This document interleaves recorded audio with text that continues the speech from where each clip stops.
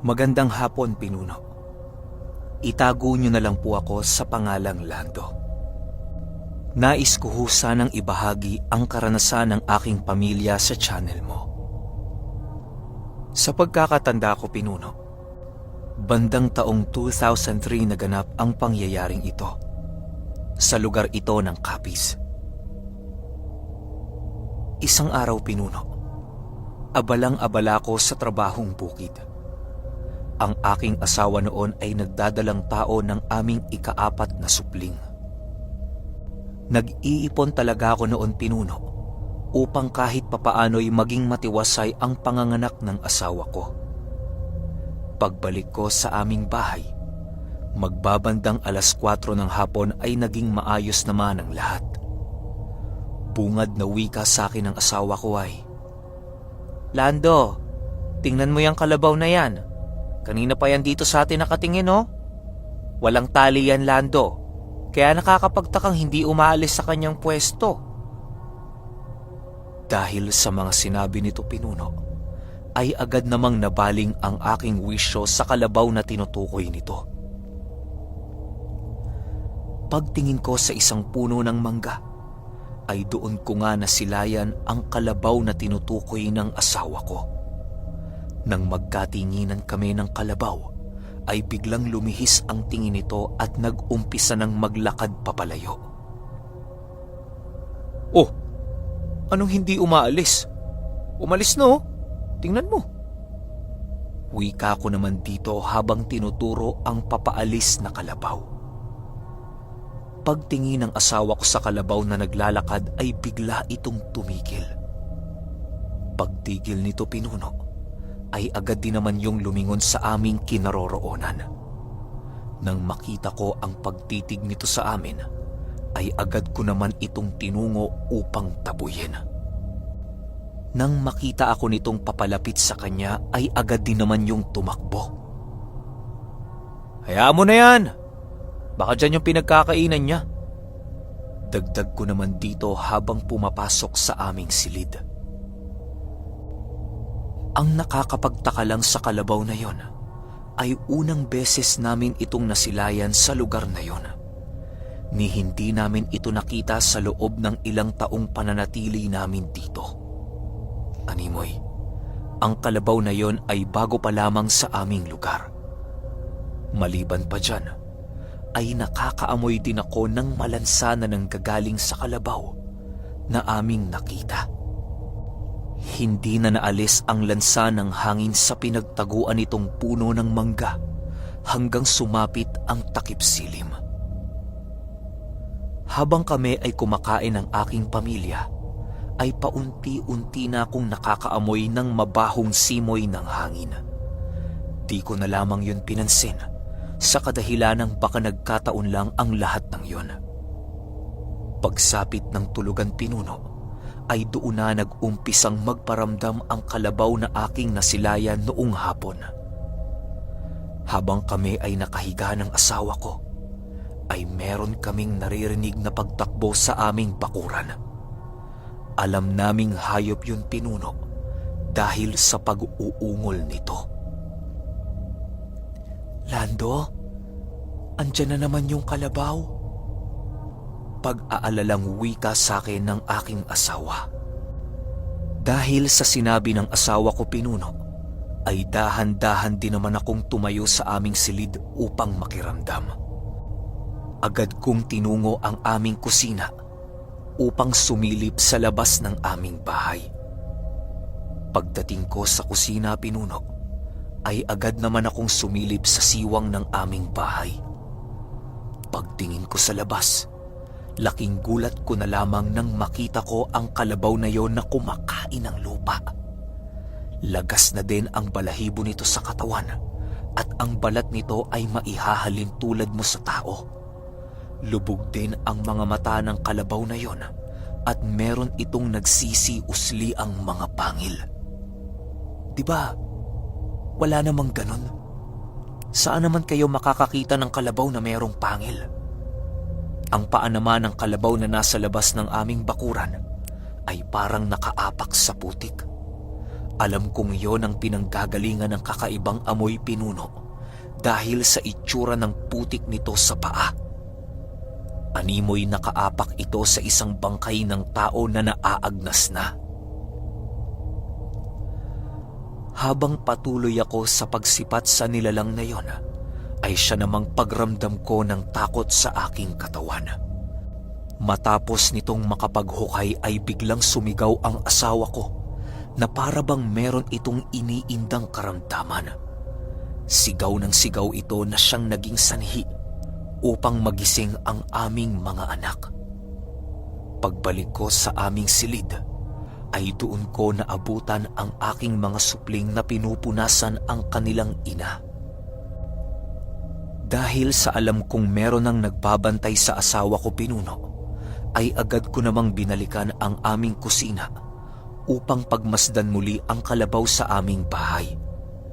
Pagdating ko sa kusina pinuno ay laking gulat ko na lamang nang makita ko ang kalabaw na nakatitig din sa akin. Merong lumalabas na usok sa butas ng ilong nito at rinig na rinig ko talaga ang pag-aangil ng nilalang na yon. Pagtingin ko sa mata nito pinuno ay halos bumaliktad ang aking sikmura dahil sa sobrang pagkahilo. Animoy ang paningin ko sa kanyang mga mata ay baligtad na. Agad din naman akong pumikit nang maramdaman ko ang pagsusuka ko. Matapos kaming magkatitigan ng kalabaw, ay agad din naman itong tumakbo patungo sa silid ng aking asawa. Matapos kong mahimasmasan, ay agad ko din namang tinungo ang aming silid. Maniwala kayo o hindi pinuno, pagdating ko sa aming silid, ay halos magsisisigaw na din ang aking mga anak dahil sa takot. Ramdam kasi namin noon na merong isang hayop ang sumusuwag sa dingding ng aming bahay. Nang maramdaman ko ang pagpupumilit ng kalabaw, ay agad ko namang inakay ang aking asawa patungo sa silid namin. Mag-iilang oras ding paikot-ikot ang kalabaw na yon hanggang sa sumapit ang 4:00 ng umaga. Wala kaming matiwasay na tulog pinuno dahil sa mga nangyari. Pagsapit ng 6:00 ay agad din naman kaming nagpakonsulta sa isang albularyo upang matigil na ang mga pangyayaring aming nararanasan. Matapos gamutin ng asawa ko pinuno, ay binigyan kami nito ng mga pangontra upang lubayan na kami ng nilalang na yon. Ayon sa albularyo, na ang kalabaw na nagmamasid sa aming pamamahay ay isang aswang. Malakas ang aral ng aswang na yun pinuno, kaya nakakaya nitong makapagpalit ng anyo kahit tirik ang araw. Pinayuhan din kami ng albularyo na magbaon ng mga alimasag sa aming bakuran upang magsilbing bakod sa masasamang uri ng nilalang. Binigyan din kami nito ng langis na merong mga ugat ng punong nakababad dito. Pinasuot din ng pangontra ang asawa ko upang hindi yon madilaan ng aswang kung sakaling magpupumilit itong pumasok sa aming bahay. Lumipas ang ilang buwan pinuno at hindi na kami masyadong ginagambala ng kalabaw na yon hanggang sa tuluyan ng manganak ang aking asawa. Magpahanggang sa ngayon pinuno ay hindi ko pa rin malilimutan ang minsang makakita ko ng isang aswang na nasa anyo ng isang kalabaw.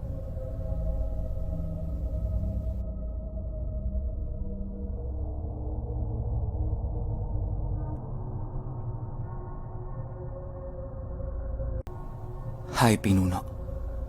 Silent listener niyo po ako sa channel ninyo. Nais ko po sanang ibahagi ang karanasan ko nung ako'y nakatira pa kasama ng tatay ko. Taong 2003, 13 Martires, Cavite. Tawagin niyo na lang po ako sa pangalang Zel. Nagsimula po ang karanasan ko pinuno nung nagkaroon po ng problema ang mga magulang ko. Masaya naman kami nung una pinuno. punong-puno ng magandang aura ang aming bahay noon. Nga po pala, ang tatay ko po ay nagtatrabaho sa ibang bansa at isa po siyang born-again Christian. Dahil po sa ganon ang relihiyon niya, sumunod naman po kami at tuwing linggo, nagsisimba kami ng aking nanay at kapatid. Naging lugar pa nga po ang aming bahay para sa Bible study, Pinuno. Kaya masasabi ko na maaliwalas talaga ang oras sa bahay namin. Hanggang sa dumating ang isang araw, nanlamig ang nanay ko sa simbahan. Hanggang sa umuwi ang tatay ko sa Pilipinas at ilang araw lang, Pinuno, iniwan kami ng nanay ko ng biglaan. May iba palang karelasyon na nun ang nanay ko at sumama siya doon. Biglang gumuho ang mundo namin noon, Pinuno. Lalo na sa tatay ko. Sari-saring emosyon ang bumalot sa bahay namin noon. Galit, lungkot, depresyon. Nawala na rin ang interes ng tatay ko sa pagsisimba. Lagi na lang din siyang nakakulong sa loob ng kwarto niya. Isang gabi, bigla akong nagising dahil may naririnig akong malalakas na ungol. At nanggagaling yun sa kwarto ng tatay ko. Dali-dali kong pinuntahan yun at ginising ko siya. Napabalikwas siya nun, Pinuno, at lumingon siya sa gilid ng kwarto niya. Ang sabi niya sa akin, may babae daw doon kanina. Hindi niya makita ang muka at nakatayo lang sa gilid. Tumingin naman ako pero wala naman akong nakita. Sinabihan ko na lang siya na wag na masyadong isipin at magpahinga na lang ulit siya. Pinainom ko na lang siya ng tubig at natulog na kami ulit. Lumipas ang ilang mga buwan. Lumipat ng school ang kapatid ko. Napunta siya sa puder ng nanay ko. Kaya ang naiwan, kami ng tatay ko at ng lola ko. Tumira sa amin ang lola ko para masamahan niya ang tatay ko sa pinagdadaanan nitong depresyon. Ginawa na lang niyang tindahan ang harapan ng bahay namin para may libangan siya. Lumipas uli ang mga araw. Ganon pa rin ang oras sa bahay. Minsan nagbabalak magpakamatay ang tatay ko. Nagwawala siya dahil hindi niya matanggap yung nangyari sa amin. Isang araw, sinamahan kong magbantay ng tindahan ng lola ko. Tutal tambay lang naman ako, kaya doon na lang ako sa tindahan. May biglang lumapit sa tindahan namin. Yung taga roon sa amin na babae at isa siyang empleyado sa ospital. Hindi ko alam kung nurse ba siya. Kakauwi niya lang kasi galing ng night shift. Kinausap niya yung lola ko. Ang sabi niya, "Good morning po, Nay." Sumagot naman ang lola ko ng, "Oh, kamusta naman? Anong bibilhin mo?" Sabi niya, "Wala po. May sasabihin lang po ako sa inyo. Nung nakaraang linggo po kasi, nung afternoon shift ko po, nakauwi na po ako bandang 1:00 po ng madaling araw. Nung malapit na ako sa bahay ninyo, may nakita po akong babae na nakatayo sa harapan ng gate ninyo. Kita ko po siya kasi meron pong ilaw yung poste. Nung malapit-lapit na po ako, nagulat ako kasi bigla siyang pumasok sa gate ninyo. Ang ipinagtataka ko lang, nung nasa harap na ako ng gate ninyo, sarado naman. Pero nakita ko po kasi siya na parang tumagos eh." Kinilabutan ako nun, Pinuno, sa narinig ko. Ang lola ko naman tatawa-tawa lang. Kesyo hindi raw siya naniniwala sa mga ganon. Ilang araw ulit ang lumipas. Nakatambay naman ako sa bahay ng tropa ko. Sa may tapat lang yon ng bahay namin. Maya-maya pa, habang nagkukwentuhan kami ng tropa ko, biglang sumingit yung tita niya. Ang sabi nito sa akin, "Toy, Yung lola mo ba lumalabas ng madaling araw? Nagtaka naman ako at ang sabi ko, ay, hindi po. Tulog lang po siya. Sabi naman ng tita niya, sino naman yung nakikita ko lagi sa loob ng gate ninyo? May babae na nakatayo doon. Parang nakatingin lang siya sa labas. Mukha pa ngang may belo kaya akala ko lola mo. Naisip ko tuloy yung kwento ng isang taga sa amin. Sinabi ko na lang na baka namamalikmata lang siya, pero kinikilabutan ako nung oras na yon. Simula nun, binabangungot na ako palagi. Nagigising na lang ako sa gabi pero hindi ko maigalaw ang katawan ko at hindi ako makapagsalita.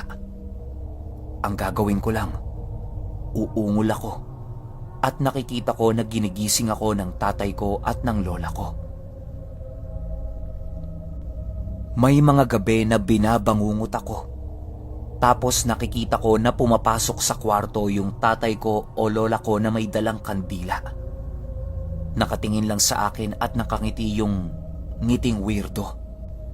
Lalapit yun sa akin. Pero kakaiba ang kilos. Parang bali yung mga buto niya. Naiisip ko na hindi yun ang tatay o lola ko. Kaya nag-i-struggle na ako nun para magising. Hanggang sa mapabalikwas at mapasigaw na lang ako nun. At sakto naman na dating ng tatay ko. May mga pangyayari din na nakikita ko sa bangungot na may bumababa galing sa siwang ng bahay namin sa itaas na maliit na mga tao. Tapos dadaan sila sa paanan ko at bababa sa kama. Mukha silang parang may katawan katulad ng sasanggol pero yung mga balat nila ay mapupula. Iba-iba rin ang laki nila. May payat, tapos may mataba. Isang gabi, nagkulambo ako, Pinuno. Nung nakatulog na ako, bigla akong napamulat. Nakita ko na may babae na lumabas sa kwarto ko.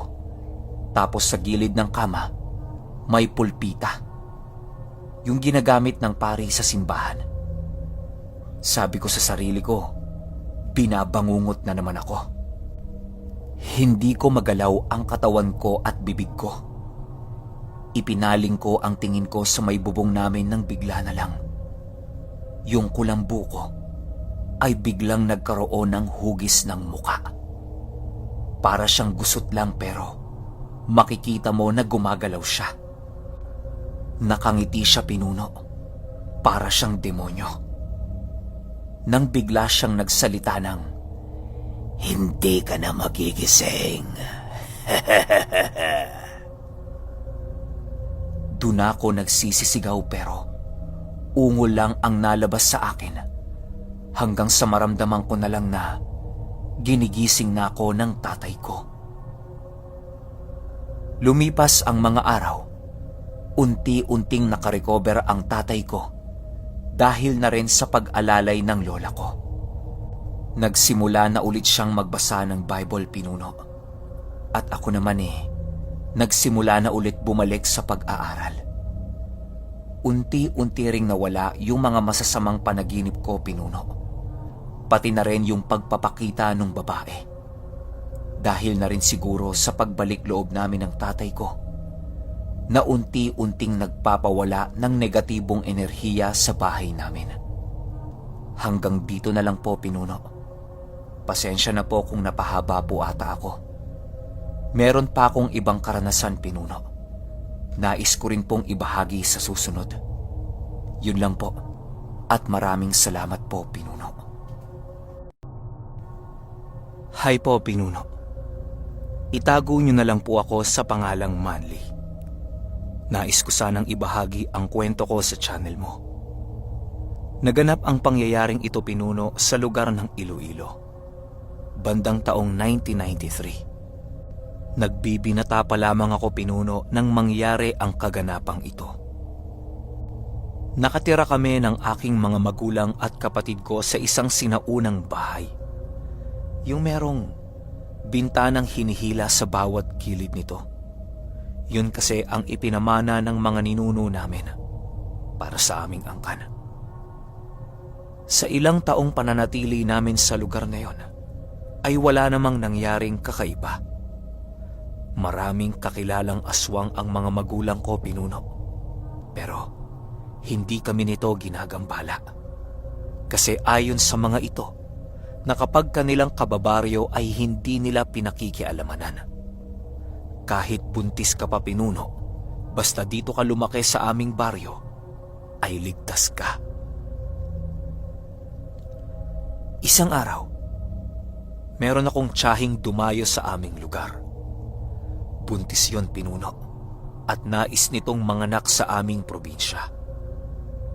Di naman ito pinigilan ng aming pamilya at mainit ang pagtanggap namin dito. Naging masaya naman ang pagdating ng tiyuhin ko sa aming pamamahay dahil sa napakarami nitong dalang pasalubong galing Maynila. Mabait naman ang mister nito, pinuno, na agad naman naming naging kasundo. Habang kami ay kumakain ng pananghalian, ay biglang nagwika ang aking ama ng, "Dahil sa dito kayo maninirahan sa pamamahay ko, nais kong sundin niyo ang lahat ng sasabihin ko, ha? Huwag niyo tong ikakagalit, dahil para din naman ito sa inyong kabutihan. Walang problema kung hindi kayo maniniwala. Ang sa akin lang, irespeto niyo ang kagustuhan ko. Sa pagpatak ng hapon, kailangan huwag na kayong lumabas. Lalo ka na, Gina, kasi buntis ka.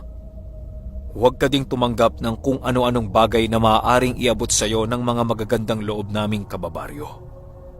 Huwag mo rin silang tititigan at papalapitin sa iyo.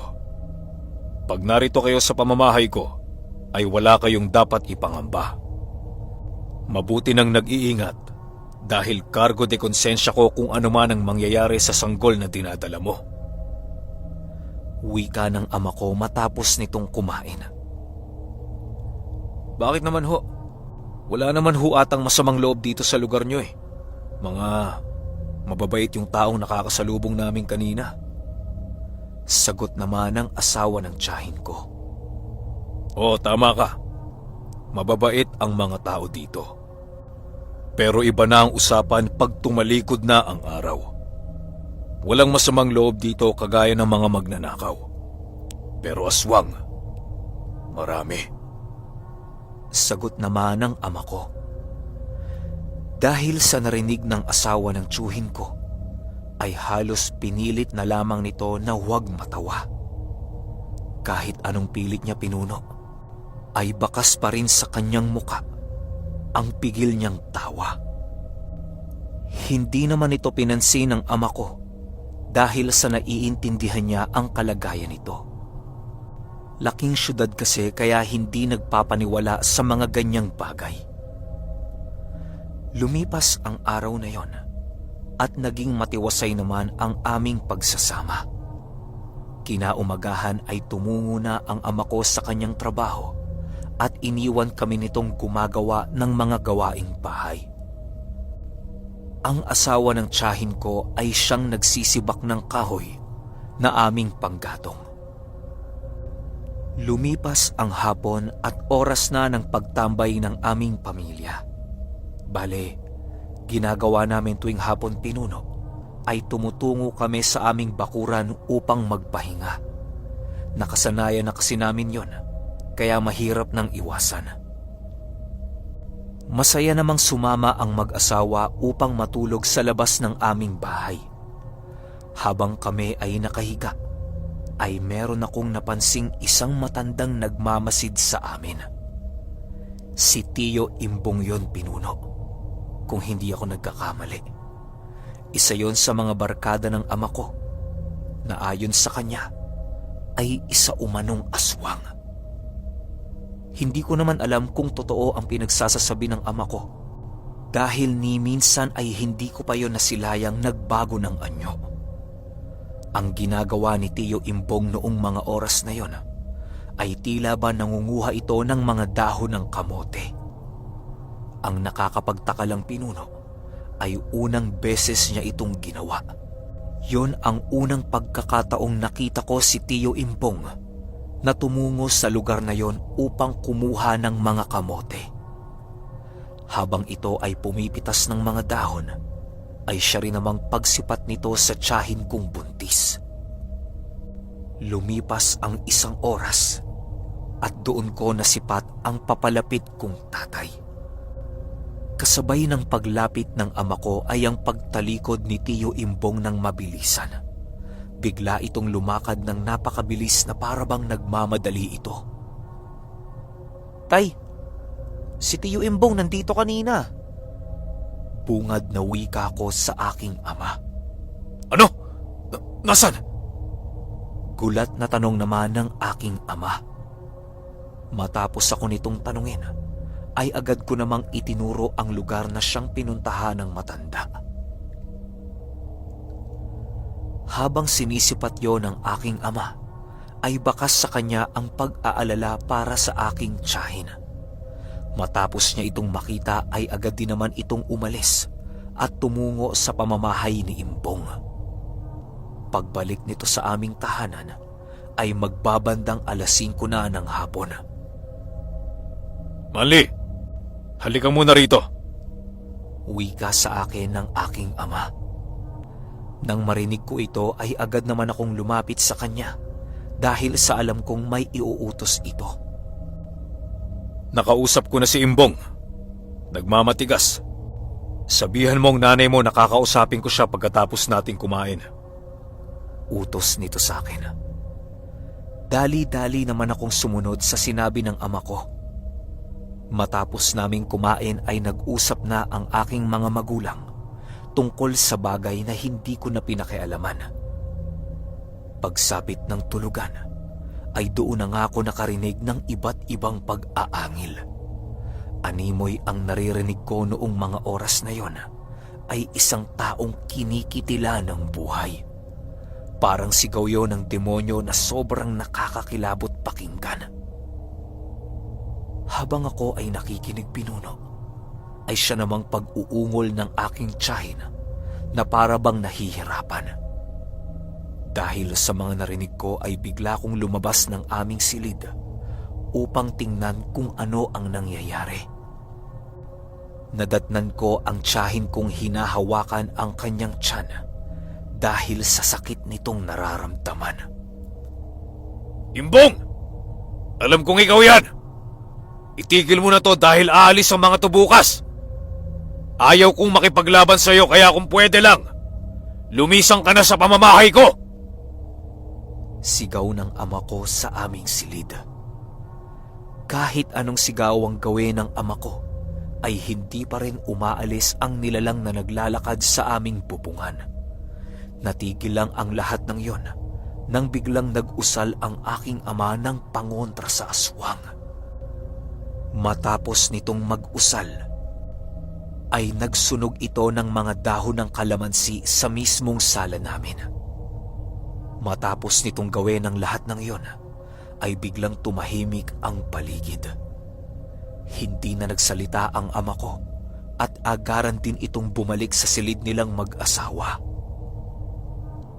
Kinaumagahan, ay agad namang hinatid ng aking mga magulang ang aking tiyahin. Walang pag-uusap na naganap nang umalis ito sa aming bahay. Mula noon pinuno, ay hindi na muling bumalik sa aming lugar ang tiyahin ko. Naging maayos naman ang pananatili namin dito magmula nang nakaalis na ang aking tiyahin. Si Tio Imbong naman, tapos ang aking ama, ay nanatiling magkaibigan. Magpahanggang sa ngayon pinuno, ay hinding-hindi ko pa rin makakalimutan ang kakaibang karanasan ko tungkol sa isang aswang.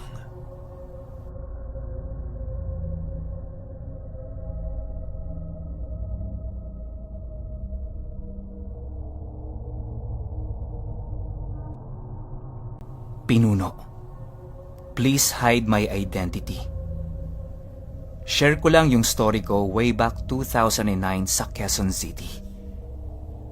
Nagtatrabaho ako as quality control sa isang factory. Past 5 p.m. na nun. pinag-uwian na namin ang kapwa ko worker. After naming mag-out, nawala ng kuryente. Since building yon at nasa 9th floor kami, wala po kaming choice kundi maghagdan. Marami kami nun, Pinuno, kasi bukod sa mga katrabaho ko, may mga nakasabay din kami na nag-oopisina sa ibang floor. Hanggang 19th floor kasi yung building. Yung dalawang babae na katrabaho ko, naglalakad pababa habang magkausap. Nang biglang napaatras yung isa, kasi may nakita daw siyang babae na nakaputi. Pero hindi daw nakaapak yung mga paa sa lapag. Parang nakalutang lang. Maya-maya biglang huminto naman yung isa naming kasama ng mga ilang segundo. Hindi siya nagsasalita, pero halatang takot na takot. Pagkalabas namin ng building, tinanong ko siya. Ang sabi ko, "Ate, bakit bigla ka kaninang huminto? Tsaka, bakit takot na takot ka?" Kinakabahan man at naluluha-luha pa, sumagot pa rin siya na may nakita daw siyang nakaputing babae. Mahaba ang buhok at walang muka. Dumaan lang daw ng mabilis at nawala din sa dilim. Simula noon, hindi na kami dumaan or tumambay pa sa fire exit. Sana po magustuhan ninyo ang story ko kahit maikli lang. Salamat at God bless po, Pinuno. Magandang umaga po, Pinuno. Itago niyo na lang po ako sa pangalang Mamen. Nais ko sanang ibahagi sa iyo ang kwento ko tungkol sa isang nilalang na aking nasaksihan noong panahong wala pa akong asawa. Alam niyo, Pinuno, hindi ko lubos sukat akalaing meron palang ganitong uri ng nilalang. Sa pagkakatanda ko, Pinuno, taong 2008 naganap ang pangyayaring ito. Sa lugar ito ng Masbate. Hindi ko nasasabihin kung saan sa Masbate sa kadahilan ng baka merong makakilala sa akin. Nais ko ring itago ang pagkakakilanlan ko upang makaiwas sa anumang sasabihin ng iba mong tagapakinig.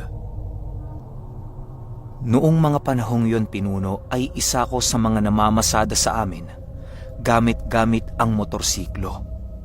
Yun lang kasi ang nag-iisa kong alam na hanap buhay magmulat ako'y nagkaasawa. Mahirap man ang buhay, Pinuno, pero kailangan talagang magkayod upang maitaguyod ang bawat anak ko. Halos kung pwede nga lang noon na mag-24 oras ako na magtrabaho ay ginawa ko na upang mas madali ang pagginhawa ng aming buhay. Normal lang naman akong namamasada noon, Pinuno. Wala akong kaalam-alam sa mga ganyang uri ng nilalang. Noon din kasi, Pinuno, ay wala akong interes sa mga ganyang usap-usapan. Kahit nakakarinig ako ng mga kababalaghang kwento, ay binabaliwala ko na lamang ang mga yan dahil sa ang buong akala ko noon ay pawang kwentong barbero lamang ang kanilang mga sinasabi. Hindi ko lubos maisip na darating din pala sa akin ang mga ganoong uri ng pangyayari. Nakatira pala kami ng pamilya ko noon, Pinuno, dito sa sentro ng bayan. Eskinita ang daan dito at masakit mang sabihin ay parang squatter na din itong tinitirhan namin. Isang araw, habang naghihintay ako ng mga pasahero, ay biglang merong sumakay sa akin na bagong-bago sa aking paningin. Sa tinagal-tagal ko na kasing namamasada doon, ay ngayon ko pa lamang nakita ang mga ito. Agad ko naman yung pinasakay dahil sa dalawa lang naman sila. Isang matandang lalaki at isang babaeng hindi pa gaanong katandaan ang itsura. Hindi yun kumikibo at ang tanging nasambit lang noon sa akin ay, "Doon sa kurbada, iho." Wika ng lalaki. Agad ko namang pinaandar ang motorsiklo ko nang marinig ko ang kanilang pupuntahan. Habang ako'y nagmamaneho, Pinuno, ay parang hindi na talaga mapakali ang katawan ko. Yung tipong hindi ka komportable sa iyong sakay. Ganon na ganon ang pakiramdam ko noong mga oras na yon. Yung pisngi ko, Pinuno, ay parang bumubukol nang sa hindi ko maipaliwanag. Nang malapit na kami sa kanilang sinasabing lugar, ay doon na nag-iba ang ihip ng hangin. Magbabandang 4:00 na pala noon, Pinuno, nang mangyari ang mga bagay na ito. Pagbaba ng 2 taong yon, ay biglang humapak sa aking muka ang napakabahong amoy ng mga ito. Habang nag-aabot yon ng bayad ay parabang nakakaramdam ako ng sobrang kilabot sa aking dibdib at katawan. Ang hindi ko pa maipaliwanag sa mga yon ay ang panginginig ng kanilang mga kamay habang pilit sa aking iniaabot ang kanilang bayad. Panay kamot din ang lalaking kasama nito sa kanyang kilikili at maging sa hita. Umiikot din ang mga paningin ng mga taong yon na parabang meron itong pinagmamasdan. Matapos nitong makapag-abot ng bayad, ay bigla itong naglakad sa isang talahiban. Gulat na gulat ako noon, Pinuno, kasi ang dinaraanan nilang yon ay wala ni isang nakatira, ilang taon na ang nakakaraan. Ni bahay sa lugar na yon ay wala kang makikita. Hindi na nga dinaraanan ng mga tao ang lugar na yon dahil na rin sa maraming ahas ang gumagala doon. Habang naglalakad pa ang mga yon, ay panay usap na parabang sanay na ang mga ito sa lugar. Di pa ako makaalis noon, Pinuno, dahil parang nanlalambot ako na hindi ko maintindihan. Hanggang sa biglang nagwika ang lalaking naglalakad ng, "Manong, hindi ka pa ba aalis? Gusto mo bang sumama sa amin?"